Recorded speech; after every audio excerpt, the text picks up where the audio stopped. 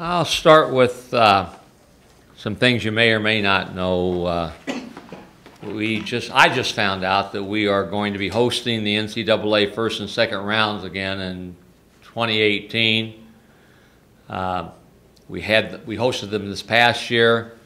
I think it's a great credit to San Diego State, and in particular Jim Sturk, John David Wicker, and their staff for what they've done, the organization, and a tournament that was run to perfection here. So we're on the docket again.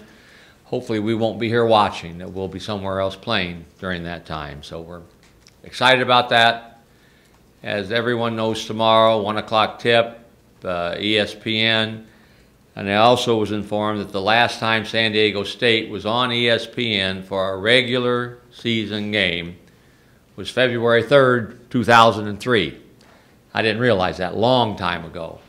So we will welcome them back and hopefully play in a fitting fashion. We're very excited about the game.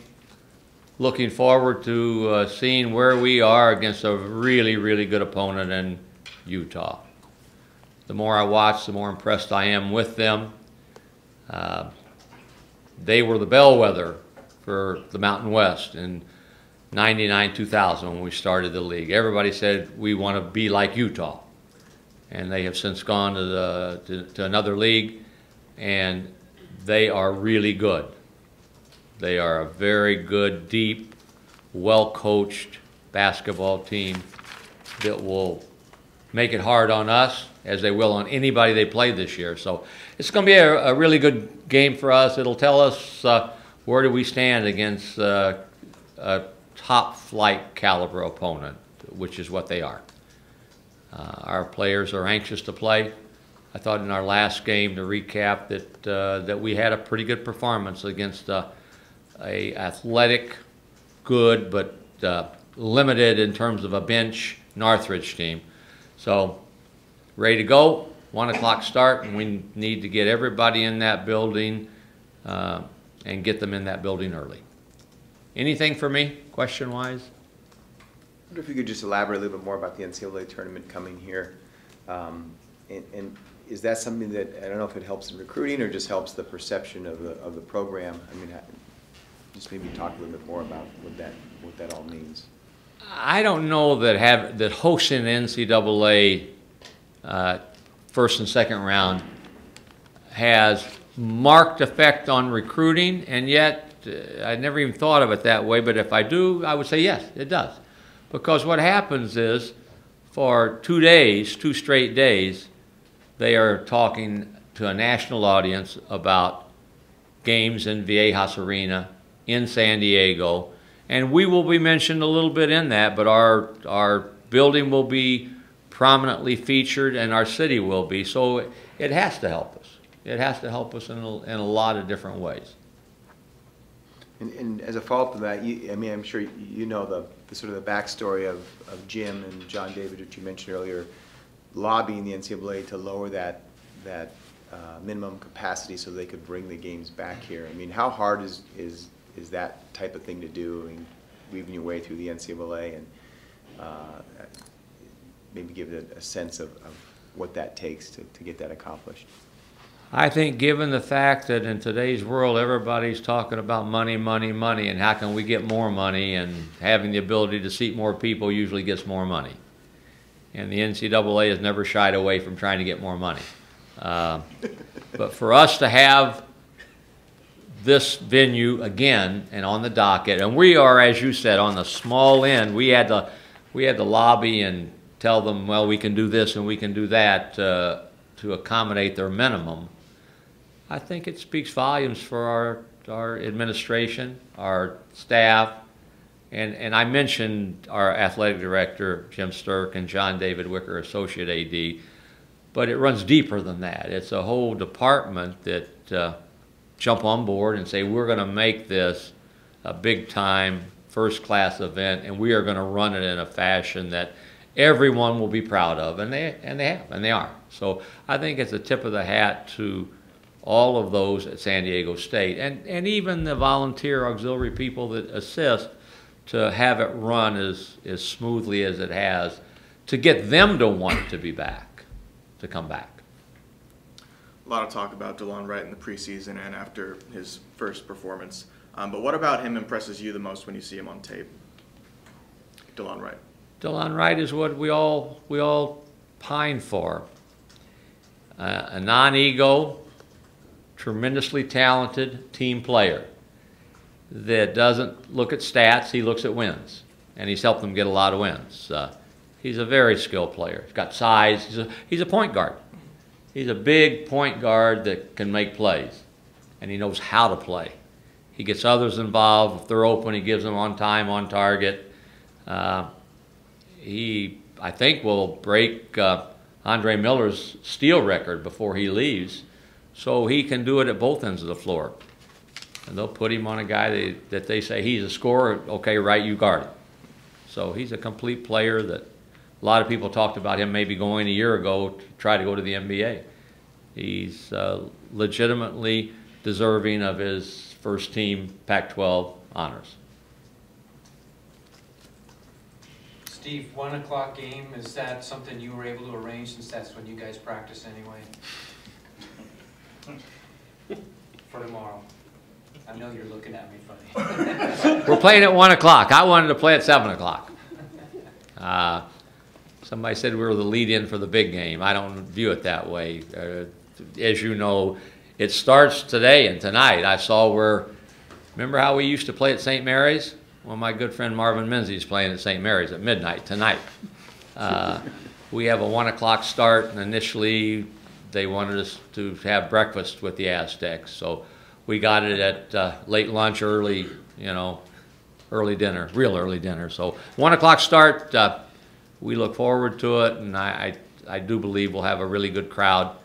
That's what I said after Northridge. If some way, somehow, your boss, and you're not the boss, makes you show up at your real job, then get those tickets to someone else who can be there. So we're a full building for a whole host of reasons. Can you talk about the balance in obviously you added this game, you already had a tough schedule, but all those games are away from home, and you wanted a tough game, marquee game at home against a nationally ranked team. But the balance, the concession is that you have to play it very early with a team that's going to be very good later. Can you talk about that balance? And I think when you schedule, it's never to perfection. You have a wish list of when you would like to play games, and then you have a realistic perspective on, who can we play and what might it mean for us from both a win-loss perspective, national audience viewing perspective, and for us to be part of the national scene on the opening of college basketball. I think that's significant. And we're playing a really good team. I mean, they could say the same thing. Even though they return a lot of guys from last year, they got new players also. They've got a bevy of new players who are all very talented that they're trying to integrate into their rotation. So it's no different for them than it is for us. I think both of us will be better as this season moves on. But we're playing it. We're playing it real early. In a perfect world, we probably both would say let's schedule it late December or something like that. But we wanted to play them. They wanted to play us. So I think it's going to be good. A little bit like the old Mountain West, and hopefully it'll be like the old Mountain West late results rather than early results when a couple of times we were almost shut out when we played them.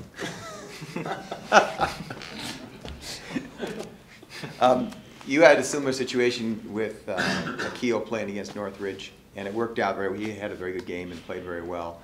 It meant a lot to him. Now you have JJ playing his former team. Do you have a sense of what it means to JJ?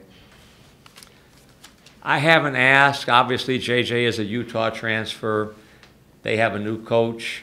I don't know if there's a player on the roster that JJ knows who he played with. I don't think there is. So how much significance it has, I don't know. I don't think it'll have a lot. JJ, not unlike AQ. They are both extremely intelligent and very competitive, so it wouldn't matter. AQ, a little closer in terms of some of the guys were there. LA. Yeah. So I know JJ will be ready to play for sure, but he's ready to play every game. Anything else for Coach? When you're getting ready for Northridge, you said, getting to the line was one of their main objectives of each game. It seemed like with Utah, what do they want to accomplish? What are some of the tendencies? And what pretty much stood out to you when you watched them, especially their season opener? Our theme in terms of keys, all those kinds of things, they don't change a great deal. We've got to take care of the ball. They're good. They guard hard. They will guard us maybe as well as anybody will guard us all season long. They're that good defensively. Against Northridge, either our first two or two of our first three possessions, we had live ball turnovers that led to runouts for baskets for them. Utah does that better than anybody. So we've got to be protective of the ball. We can't turn the ball over and give them easy baskets, and so that's critical. Both teams do a good job of guarding. Both teams do a good job of getting to the free throw line. So we've got to do more of the same in that game on Tuesday. We're playing a really good team. They're well coached.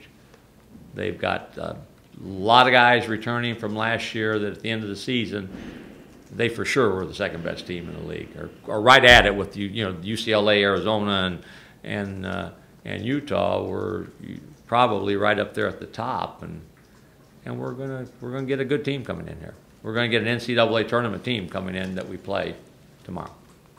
So, Coach, what is the one biggest gain you see your team getting after playing such a tough opponent early on, that you guys are going to get benefit from maybe other teams that don't have such a tough schedule this early?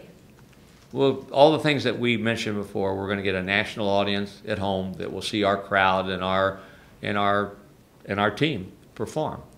You're playing a team that when they get into their league, I think they'll do quite well. Same with us.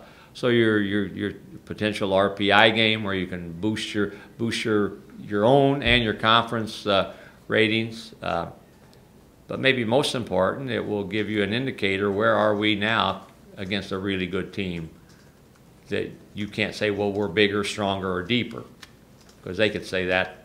They could say check for us, check for us, check for us. So it's lots of positives. Those are some of them.